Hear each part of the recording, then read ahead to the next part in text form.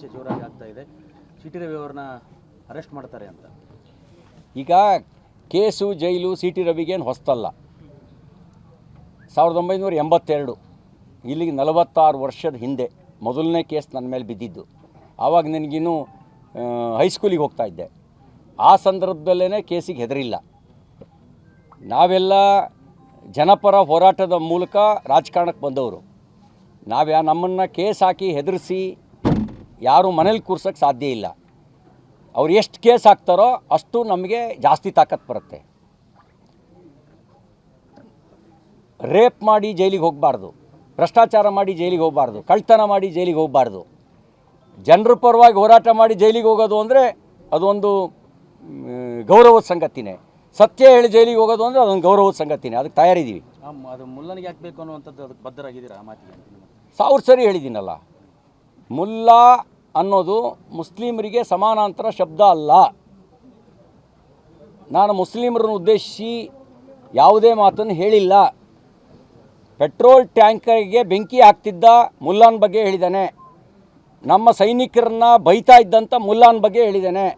ಮೋದಿಯವರನ್ನ ಪ್ರಧಾನಮಂತ್ರಿಯವ್ರನ್ನ ನಿಂದಿಸ್ತಾ ಇದ್ದಂಥ ಮುಲ್ಲಾನ ಬಗ್ಗೆ ಹೇಳಿದ್ದಾನೆ. ಆ ಮಾತಿಗೆ ಈಗಲೂ ಬದ್ಧ ಇದ್ದಾನೆ. ಚರ್ಚೆ ಜೋರಾಗಿ ಆಗ್ತಾ ಇದೆ. ಸಿ ಟಿ ರವಿ ಅವ್ರನ್ನ ಅರೆಸ್ಟ್ ಮಾಡ್ತಾರೆ ಅಂತ. ಈಗ ಕೇಸು ಜೈಲು ಸಿ ಟಿ ರವಿಗೇನು ಹೊಸ್ತಲ್ಲ. 1982 ಇಲ್ಲಿಗೆ 46 ವರ್ಷದ ಹಿಂದೆ ಮೊದಲನೇ ಕೇಸ್ ನನ್ನ ಮೇಲೆ ಬಿದ್ದಿದ್ದು. ಆವಾಗ ನನಗಿನ್ನೂ ಹೈಸ್ಕೂಲಿಗೆ ಹೋಗ್ತಾ ಇದ್ದೆ. ಆ ಸಂದರ್ಭದಲ್ಲೇ ಕೇಸಿಗೆ ಹೆದರಿಲ್ಲ. ನಾವೆಲ್ಲ ಜನಪರ ಹೋರಾಟದ ಮೂಲಕ ರಾಜಕಾರಣಕ್ಕೆ ಬಂದವರು. ನಮ್ಮನ್ನು ಕೇಸ್ ಹಾಕಿ ಹೆದರಿಸಿ ಯಾರೂ ಮನೇಲಿ ಕೂರ್ಸೋಕ್ಕೆ ಸಾಧ್ಯ ಇಲ್ಲ. ಅವ್ರು ಎಷ್ಟು ಕೇಸ್ ಹಾಕ್ತಾರೋ ಅಷ್ಟು ನಮಗೆ ಜಾಸ್ತಿ ತಾಕತ್ತು ಬರುತ್ತೆ. ರೇಪ್ ಮಾಡಿ ಜೈಲಿಗೆ ಹೋಗಬಾರ್ದು, ಭ್ರಷ್ಟಾಚಾರ ಮಾಡಿ ಜೈಲಿಗೆ ಹೋಗಬಾರ್ದು, ಕಳ್ತನ ಮಾಡಿ ಜೈಲಿಗೆ ಹೋಗಬಾರ್ದು. ಜನರ ಪರವಾಗಿ ಹೋರಾಟ ಮಾಡಿ ಜೈಲಿಗೆ ಹೋಗೋದು ಅಂದರೆ ಅದೊಂದು ಗೌರವದ ಸಂಗತಿನೇ.